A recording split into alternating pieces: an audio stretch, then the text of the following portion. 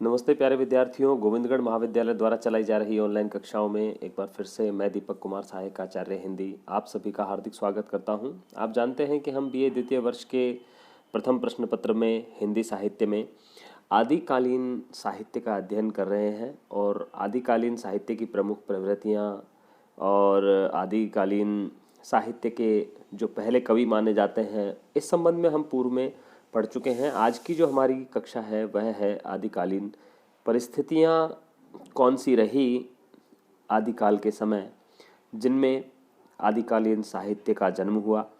तो आइए आगे बढ़ते हैं और आदिकालीन परिस्थितियों पर बात करते हैं।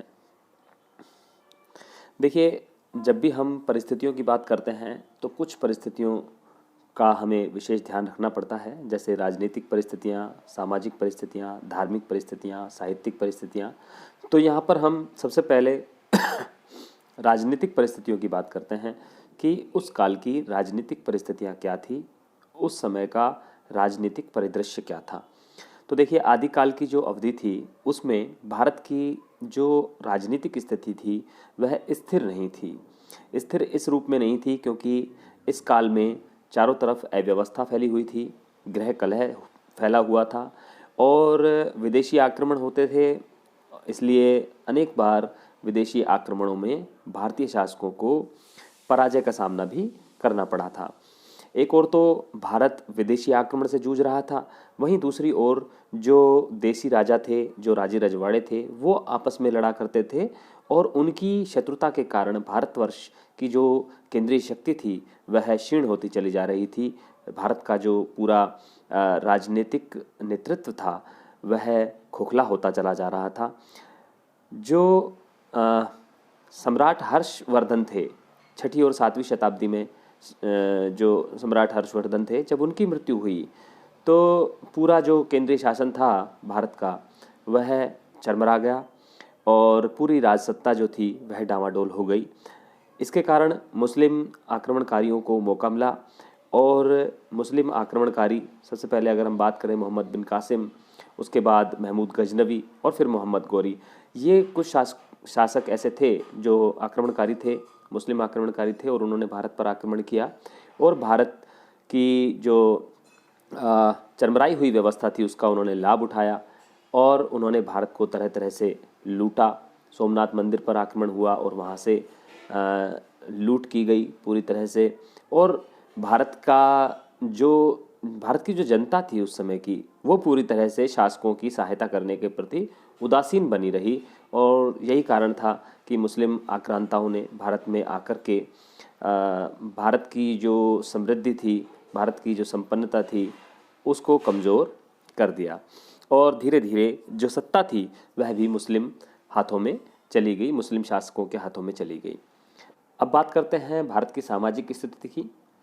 आदिकाल में जो भारत का समाज था वह आज की तरह ही विभिन्न जातियों और उपजातियों में बटा हुआ था और ऋग्वेद काल में जाति की जो व्यवस्था थी, जो कर्म पर आधारित थी, वह उत्तर वैदिक कालीन व्यवस्था के बाद से लेकर के आदिकाल में भी हम देखते हैं कि जो भारत का जो समाज था और जो जाति व्यवस्था थी वह कर्म पर आधारित न होकर के अब जन्म पर आधारित होने लगी थी। जन्म पर आधारित होने के कारण जातियों के बीच में वैमनस्य का भाव उत्पन्न होता चला गया और भारत में जो एकता थी, भावनात्मक एकता थी, उसका क्षरण हुआ और भारत की भावनात्मक एकता न होने के कारण विदेशी आक्रमणकारियों ने इसका बड़ा लाभ उठाया।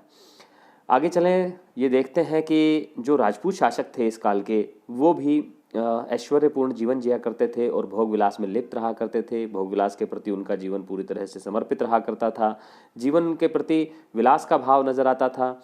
स्त्री के संबंध में इस समाज में, जो आदिकालीन समाज था, उसमें कोई उच्च दार्शनिक भाव नहीं था। स्त्री को केवल भोग और विलास की सामग्री समझा जाता था।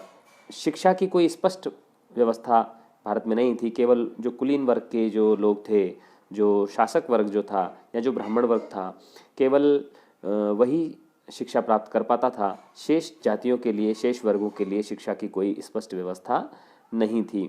समाज में अनेक कुरीतियाँ थी, सती प्रथा जैसी बड़ी कुरीतियाँ, बड़े अभिशाप जैसी जो कुरीतियाँ थी वो प्रचलित थीं।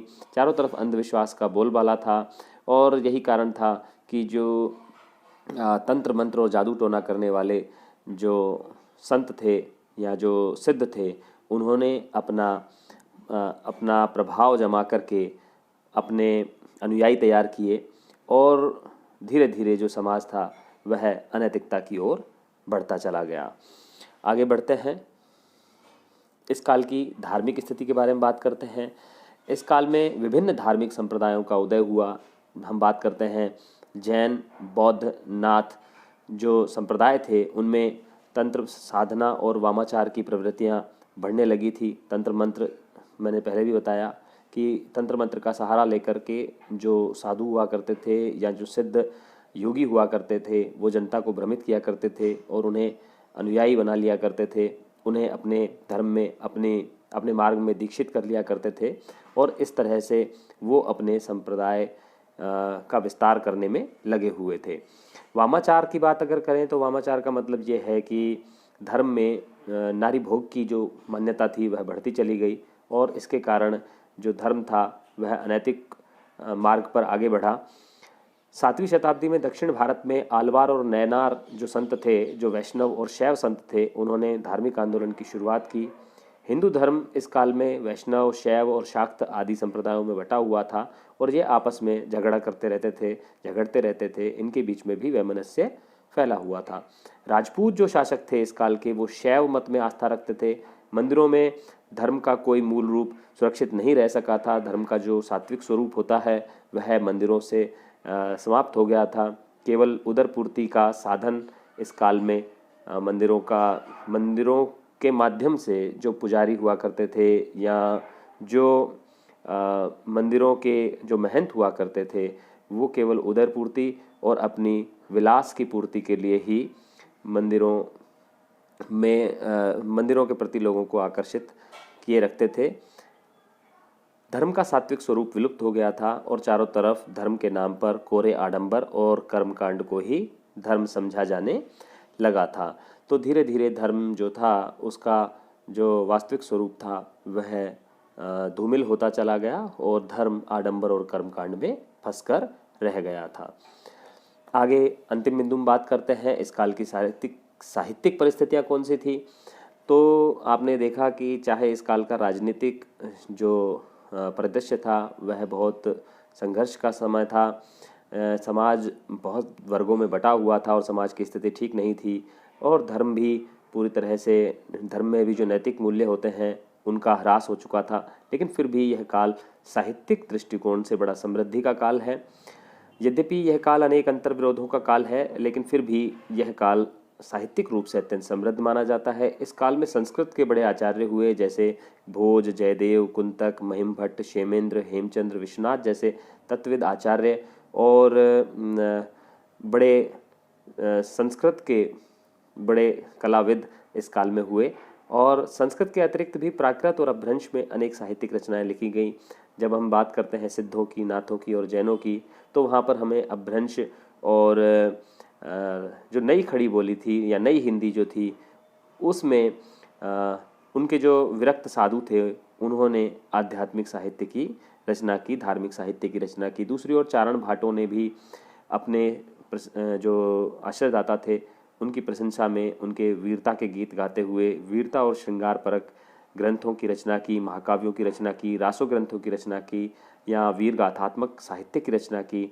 वहीं दूसरी ओर हम देखें तो लौकिक साहित्य में भी अनेक रचनाएं इस काल में मिलती हैं। अमीर खुसरो का जो साहित्य है वो लौकिक साहित्य की श्रेणी में आता है। विद्यापति की पदावली में कोमल भावों की अभिव्यक्ति मैथिली भाषा में हुई है। वहीं हम ढोला मारूरा दूहा जैसी भी रचनाएं इस काल में देखने को हमें मिलती हैं। तो पूरी तरह से यह काल जो है यह साहित्य की दृष्टि से बड़ा समृद्ध काल है। यद्यपि इस काल की जो साहित्यिक सामग्री है वह असंदिग्ध नहीं है। उसमें चारों तरफ ऐसी रचनाएं मिलती हैं जिनमें ऐसा लगता है कि ये रचनाएं इस काल में लिखी गई थी अथवा इस काल के बाद लिखी गई थी।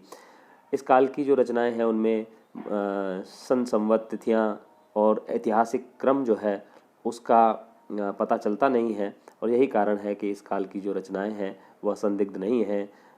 संदेह का घेरा संदेह के घेरे में खड़ी की जाती रही हैं बहुत सारी रचनाएं इस काल की। तो लेकिन फिर भी इस काल का जो साहित्यिक परिदृश्य है वो बहुत समृद्ध है। इस काल के जो कवि थे वो उन्नत साहित्यिक विचार से युक्त थे और उन्होंने श्रेष्ठतम साहित्यिक रचनाओं की रचना की है।